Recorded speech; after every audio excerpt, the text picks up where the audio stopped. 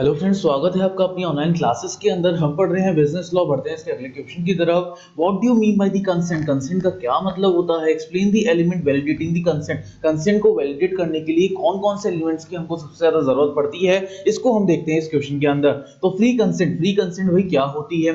According to section 13, two or more persons are said to be have consented when they agree upon the same thing. दो या दो से ज्यादा person अगर एक ही चीज पे एग्री करें तो उसको हम क्या बोलते हैं? कंसेंट बोलते हैं। In the same sense, consequently, when the parties to a contract make a some fundamental errors as to the nature of the transaction, कोई फंडामेंटल एरर्स निकालते हैं ट्रांजैक्शन के नेचर के अकॉर्डिंग, और as the person dealt with और as the subject matter of an agreement, it can not be said that they have agreed upon the same thing and same sense. ये जरूरी नहीं है कि वो सेम थिंग या same sense में ही क्या चीजों को एग्री करें। And if they do not agree in the same sense, they can not be in consent. अगर वो एग्री नहीं करते हैं ना किसी भी चीज को, तो उनको हम कंसेंट में मानेंगे ही नहीं। A contract can not arises in the absence of the consent. Consent के एब्सेंस में कोई भी कॉन्ट्रैक्ट नहीं हो सकता। If two persons enter into an apparent contract concerning a particular person और a ship and it turns out that each of them mislead by the similarity of the name, हर एक जने को मिसलीड करा जा रहा है नाम के सिमिलैरिटी के according, had a different personalship in his mind, no contact would exist between them as they are not Adam। उनके बीच में कोई कॉन्ट्रैक्ट नहीं हो सकता बिकॉज उनके बीच में कोई माइंडसेट फिक्स ही नहीं है, कॉमन माइंडसेट ही नहीं है। That is on the same mind. Again, the ambiguity is the terms of an agreement or an error as to the nature of any transaction or the subject matter of an agreement may prevent the formation of any contract। ये इसकी वजह से कोई ना कोई contract तो हो सकता है, ऐसा नहीं है नहीं हो सकता है, but subject matter on the ground in the absence of the consent, consent के बिना कोई भी फॉर्मेशन कॉन्ट्रैक्ट की तरफ कन्वर्ट हो ही नहीं सकता। In the case of the fundamental error there is no consent, whereas in the case of the mistake there is the real consent. Fundamental error के कारण यहाँ पे कोई भी कंसेंट नहीं होती, लेकिन मिस्टेक के कारण कोई ना कोई रियल कंसेंट वहां पे इन्वॉल्व हो ही जाती है। As has been said, one of the essential element of a contract is the consent. सबसे पहला और सबसे इंपॉर्टेंट एसेंशियल एलिमेंट कॉन्ट्रैक्ट का क्या है? एलिमेंट ये है। There cannot be a contract without the consent। Consent के बिना कोई कॉन्ट्रैक्ट हो ही नहीं सकता। कंसेंट में भी फ्री और नॉट फ्री, कंसेंट फ्री भी हो सकती है या नॉट फ्री भी हो सकती है। Only free consent is necessary for validating the contract. Contract को वैलिडेट करने के लिए फ्री कंसेंट होना बहुत ही ज्यादा अनिवार्य है। Consent is free when it is not caused by the coercion, undue influence, fraud, misrepresentation or mistake।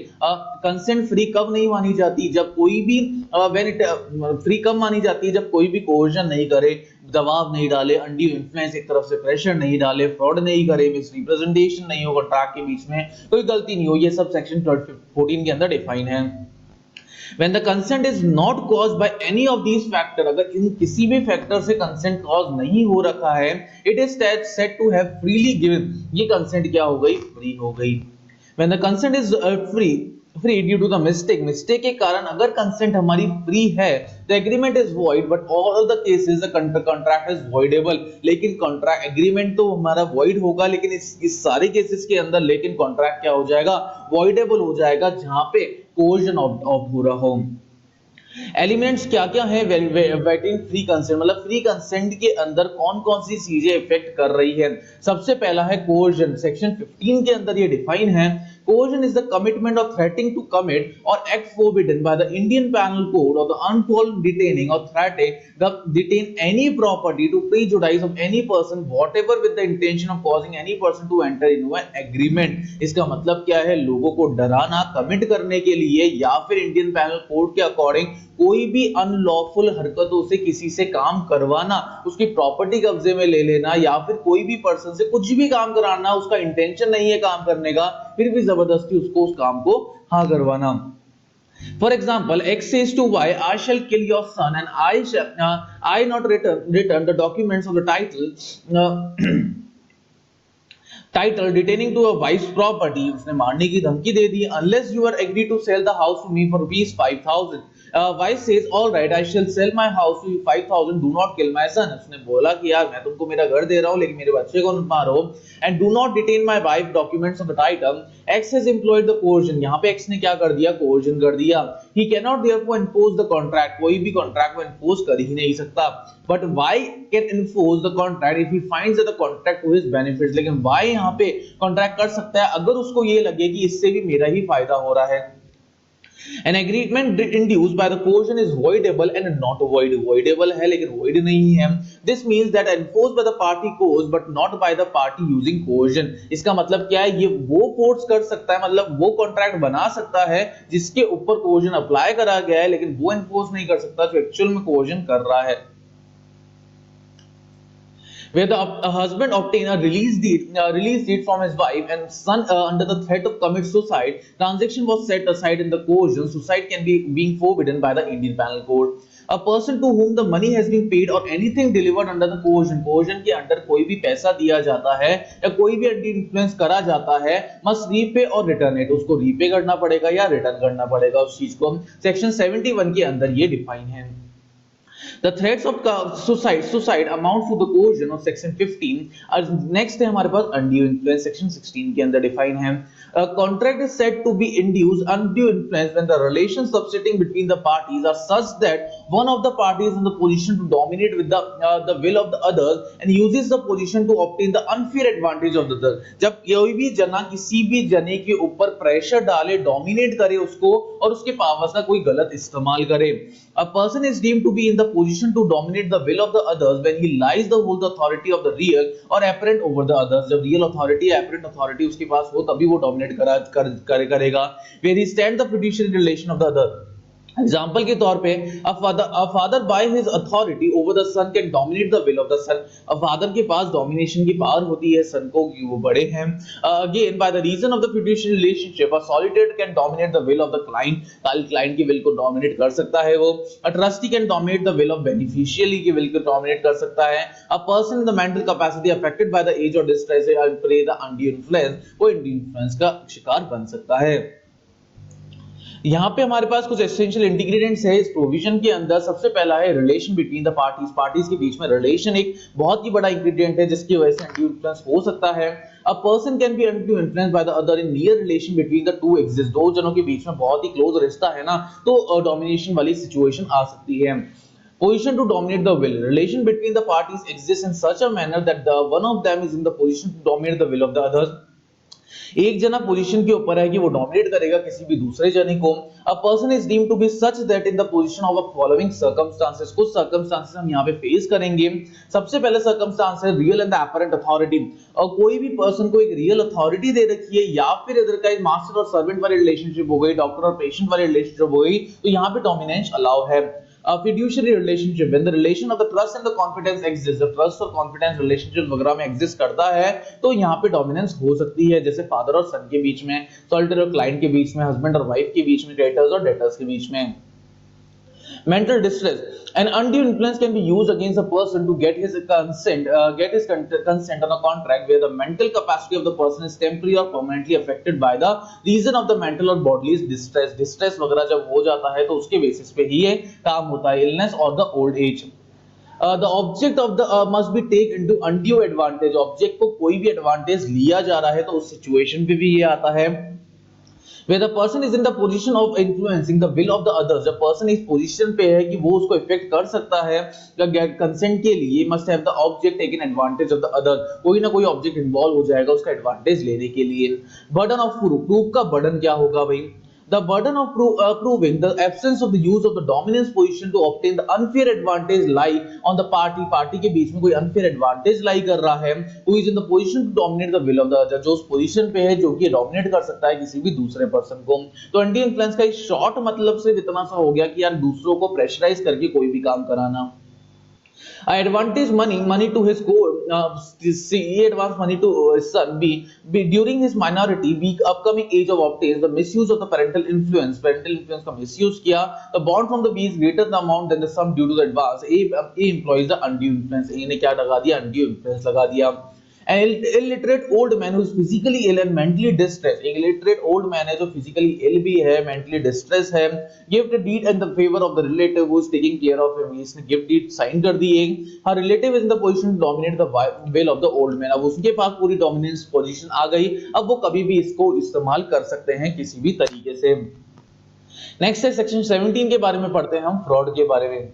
As per the act, the fraud means the includes any of the following acts committing by the party to a contract। कोई भी ऐसा fraud act कोई भी party कर रही है किसी contract के अंदर, to convince by his agent with an intent to deceive other party, उसके एजेंट से मिलकर कोई भी ऐसा फ्रॉड तैयार कर रही है जो कि हरा सकती है किसी थर्ड पार्टी को, और the agent to induce him in the enter contract के अंदर उसको बाइंड करने के लिए। The suggestion as to fact that of that is which is not true but it believe it true, मतलब कोई भी ऐसी सिचुएशन सच्चाई बना के रखना जो कि सच्चाई है नहीं लेकिन उसको सच बना के उनको किसी को भी कॉन्ट्रैक्ट में डालना। The active concealment of the fact, one of having knowledge in the belief of the fact, जिसको फैक्ट के बारे में पता है वो फैक्ट को कैसे भी करके बदल सकता है। A promise made without any intention of performing it, वो प्रॉमिस जहां पे बिना इंटेंशन के उसको परफॉर्म करा जाएगा। Any other act fitted to deceive करने के लिए कोई भी यंत्र उसको अपनाना पड़े वो करेगा। As such, the omission of the law specially declare the fraudulent, कोई भी omission है अगर लॉ का उसको हम fraudulent ही बोलेंगे। The fraud which results into a contract is only covered by this section, जो fraud इस result करेगा इस contract के अंदर वही इस section के अंदर allow है। Any fraud committing by a party which do not lead to other party, जो दूसरी पार्टी को lead नहीं करता है to enter a contract is not covered by this section, इस section में वो चीजें cover नहीं होती है। Example, A sells by an auction his horse to B, A ने auction के अंदर horse अपने B को बेच दिया, which A knows to be unsound, A को पता था कि वो unsound है, horse बिल्कुल अधमरा सा है। A says to B the horse is absolutely sound, A ने लेकिन B को कह दिया कि यार ये बिल्कुल परफेक्ट है, but later coming know B the house is unsound, horse क्या था, unsound था। This is the fraud, ये B के साथ क्या हो गया, फ्रॉड हो गया।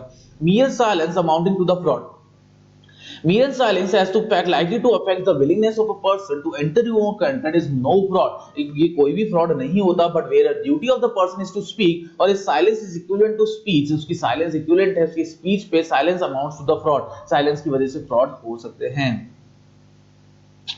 यहाँ पे कुछ एक्सेप्शंस हम देखेंगे इस रूल के अंदर, where the circumstances of the case as such that regard had been them, it is the duty of the person to keep silence to speak, बोलने के लिए उसको चुप ही रहना पड़ेगा।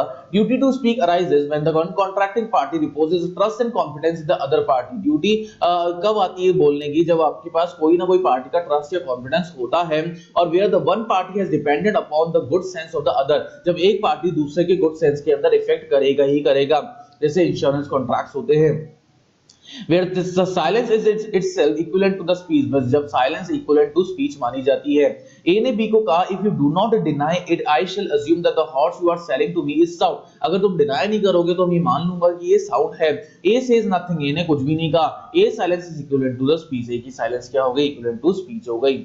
नेक्स्ट है हमारे पास मिसरिप्रेजेंटेशन जो सेक्शन 18 के अंदर डिफाइन है, where a person asserts something which is not true, जब पर्सन कोई भी चीज ऐसी असर्ट करे जो कि सच्चाई नहीं है, though he believes it to be true, the assertion amount to misrepresentation, इसका मतलब क्या है, कोई ना कोई मिसरिप्रेजेंटेशन यहाँ पे हो रही है।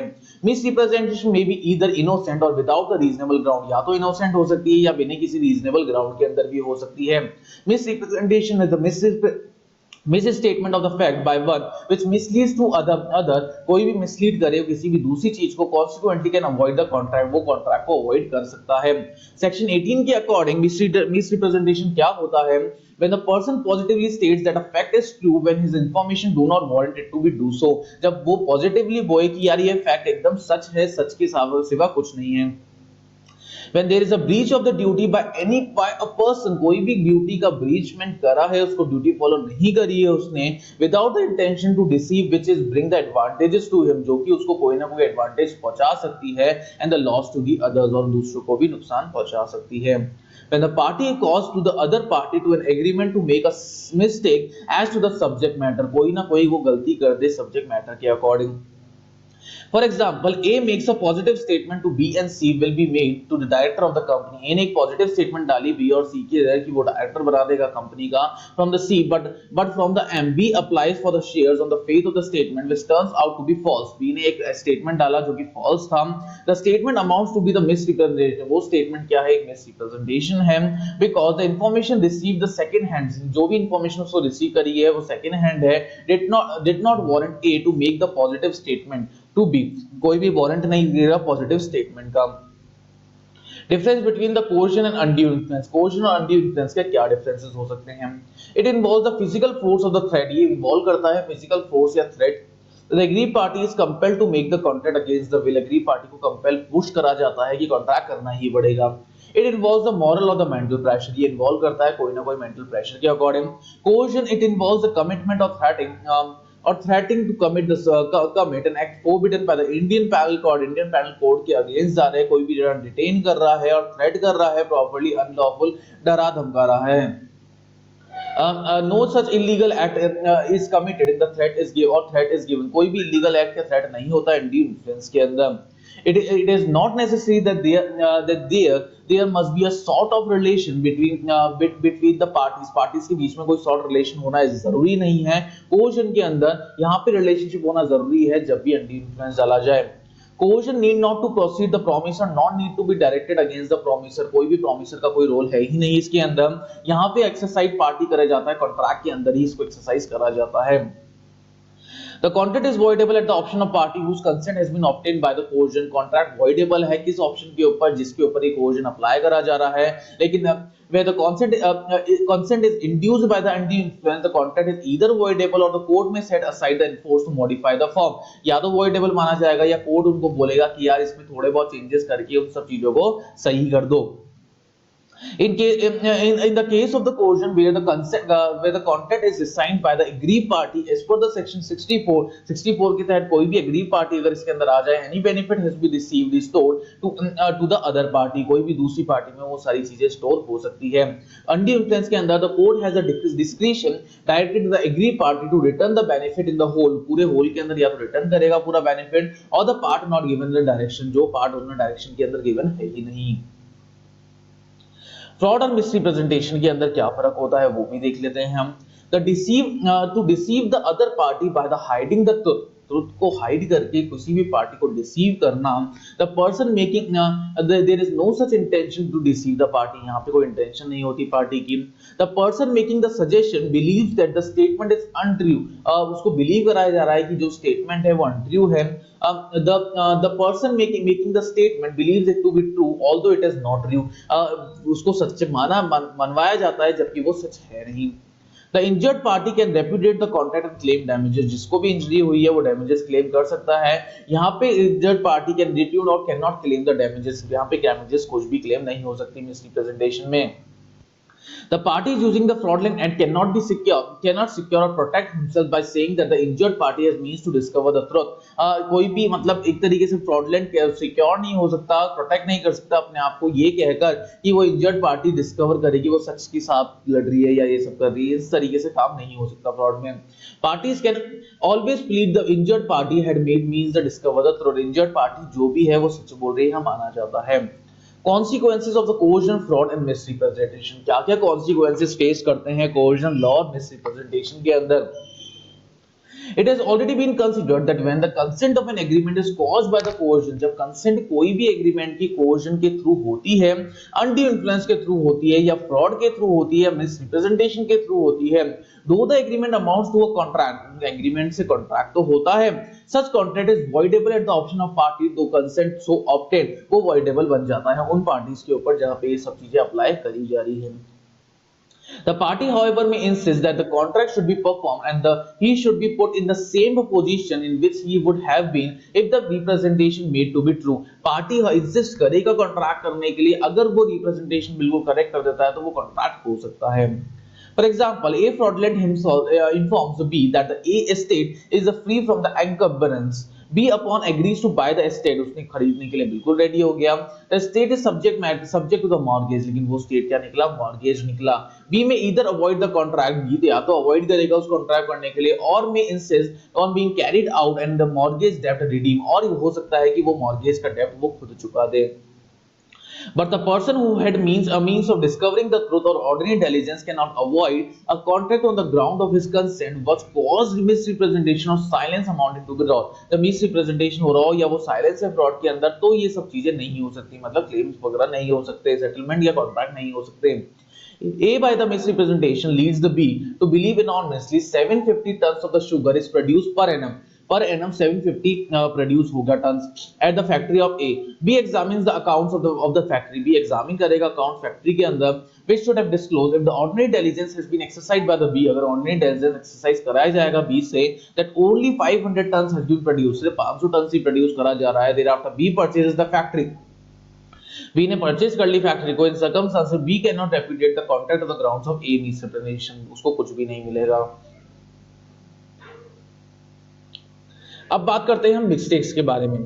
सेक्शन 20 के अंदर डिफाइन है when both the parties to an agreement are under a mistake to a matter of the fact essential to the agreement, वो matter of the fact जो कि essential है agreement के through, there such an agreement is although void, वो agreement होता तो void है, the court will enforce a voidable contract if not avoided, court क्या enforce करेगा, voidable contract enforce कर देगा। but if not recognize an agreement is void, अगर recognize नहीं कर रखा तो agreement को void बनाया जाएगा। Effects of mistakes as to the law, effects क्या क्या है मिस्टेक की। A contract is not voidable because it was caused by the mistake, contract voidable नहीं हो सकता because गलती से हो गया है। As to the law force, but the mistake as to the law not force in the India has the same effect of the mistakes of fact, लेकिन अगर इंडिया के अंदर नहीं हुआ है तो वो mistake of fact माना जाएगा।